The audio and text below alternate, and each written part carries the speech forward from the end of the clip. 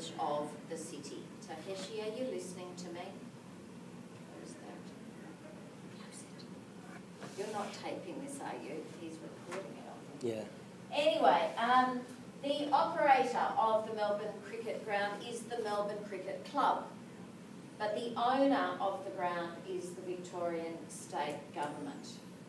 It is in fact the 10th largest stadium in the world. In total, it can seat over 100,000 spectators today. In the past, apparently they could fit more than 120,000 people in there, but they don't allow that to happen anymore because of safety reasons. If there was a fire, if something happened, everybody would not be able to escape. The size of the actual ground, not the seats, is 171 metres by 146 metres. In 2009, it was declared to be one of the 7 wonders of the sporting world. Yesterday we were talking about wonders of the world. It's one of the 7 wonders of the sporting world. So let me move on and give you some information about the history of the MCG. Until 1835, the ground where the MCG is was occupied by Aboriginal people. After that, horses lived there because, of course, remembering 200 years ago, 300 years ago, almost, it was a lot of paddocks. So horses then were there. But in 1854, the MCC, being the Melbourne Cricket Club, started to build the Melbourne Cricket Ground as a home for cricket. And over the years, various grandstands, which are the seats, have been built. They have very famous names. They're named after famous people. For example, one of them is the Ponsford stand, which is named after Bill Ponsford, who was a very famous cricketer. You have the Olympic stand, and you have the members stand, which is a special stand where members of the MCC can sit. So finally, let me tell you about the major sports which are held at the Melbourne Cricket Ground. Melbourne Cricket Ground was initially designed for cricket, and that is why it is a round stadium, and traditionally cricket was played there.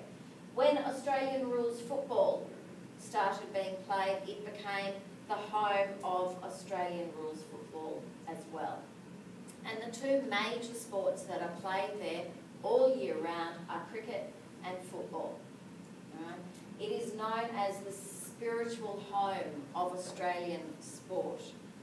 However, it's also used for music concerts, and very famous people have played there. Soccer has also been played there when visiting overseas countries have come to play. However, the pitch is not really the right shape for soccer. Athletics is also performed at the Melbourne Cricket Ground. In 1956, Melbourne hosted the Olympic Games, the only time it has ever hosted the Olympic Games, and the MCG was used for athletics. In 2006, the Commonwealth Games were in Melbourne, and again, the MCG was used for athletics, and also the opening and the closing ceremonies of the Games. The MCG is a very, very important part of Victorian and Melbourne culture, and particularly sporting culture. So, let me briefly go through my 3 main points again. Today, I've hopefully given you a little bit of information about the MCG. I've provided you firstly with some stadium information, a little bit about its history, and in conclusion, I talked a little bit about the sports that are played there. So, thank you very much for your attention today, and I hope you have learned a little bit more about the MCG, and if you have any questions, I'm happy to answer them. Okay. Thank you. All right.